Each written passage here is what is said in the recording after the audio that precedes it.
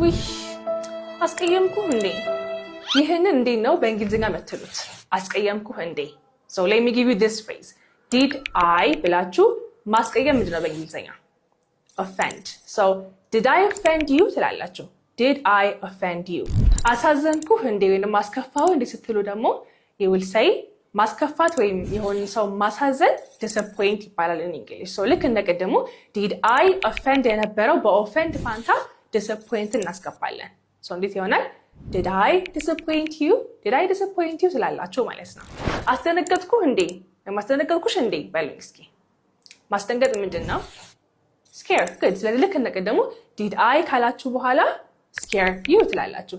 Did I scare you? አስደነገጥኩሽ ወይም አስደነገጥኩ ያላችሁ ነው ማለት ነው። ለእናንተ ደግሞ ኮሜንት ላይ አዋረድኩህ እንዴ ወይም አዋረድኩሽ እንዴ ነው የምትሉት። ማዋረድን ካወቃችሁ ልክ እንደቀደሙ did I ብላችሁ ዛላስ መሃል ላይ አስገብታችሁ ኮሜንት ላይ አስቀምጡልኝ። ባይ